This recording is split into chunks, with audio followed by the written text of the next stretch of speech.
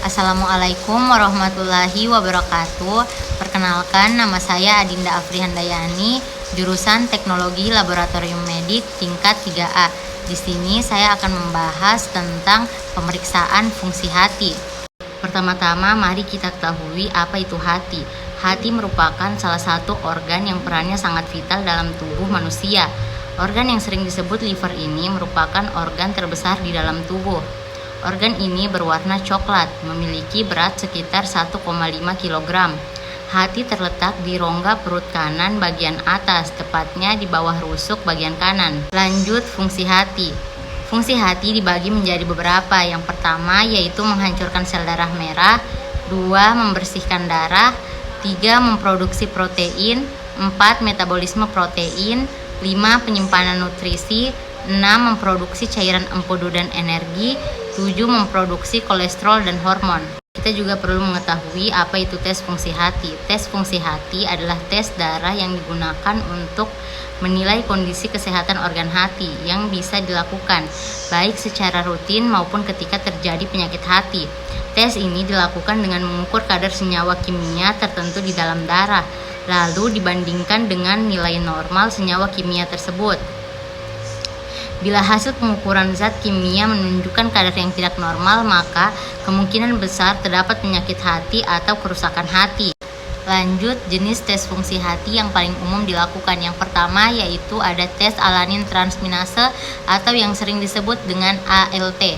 Alanin transminase atau ALT adalah enzim yang berada dalam sel-sel hati untuk memetabolisme protein.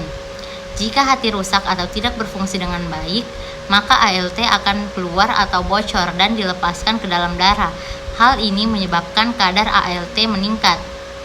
Hasil yang tinggi pada tes ini bisa menjadi tanda kerusakan pada hati.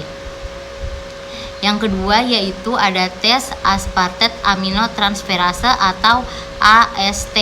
Aspartate aminotransferase atau AST adalah enzim yang ditemukan di beberapa bagian tubuh, termasuk jantung, hati, dan otot.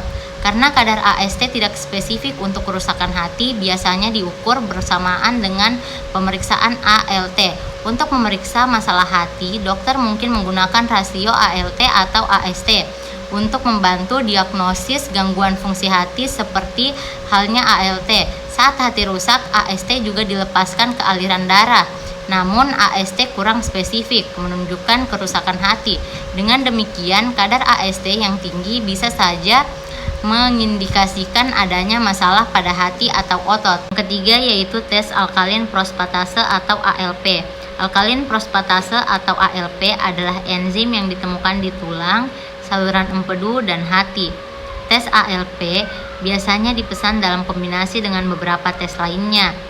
Kadar ALP yang tinggi dapat mengindikasikan kerusakan hati, penyumbatan saluran empedu, atau penyakit tulang. Anak-anak dan remaja mungkin memiliki kadar ALP yang tinggi karena tulang mereka sedang mengalami masa pertumbuhan. Tak hanya anak dan remaja, ibu hamil juga bisa memiliki kadar ALP yang tinggi karena kehamilan. Yang keempat yaitu tes albumin. Albumin adalah protein utama yang dibuat oleh hati. Albumin melakukan banyak fungsi tubuh yang penting. Misalnya, yang pertama yaitu kebocoran cairan atau keluar dari pembuluh darah. Yang kedua yaitu memberi nutrisi pada jaringan tubuh.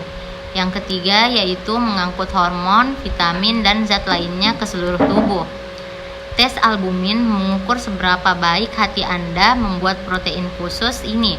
Hasil yang rendah pada tes ini menunjukkan bahwa hati tidak berfungsi dengan baik. Yang kelima yaitu tes bilirubin. Bilirubin adalah produk limbah yang biasanya diproses oleh hati. Pecahnya sel darah merah menciptakan produk limbah ini. Bilirubin melewati hati sebelum diekskresikan melalui tinja. Zat inilah yang memberikan warna kuning pada feses atau tinja kita. Hati yang rusak tidak bisa memproses bilirubin dengan benar.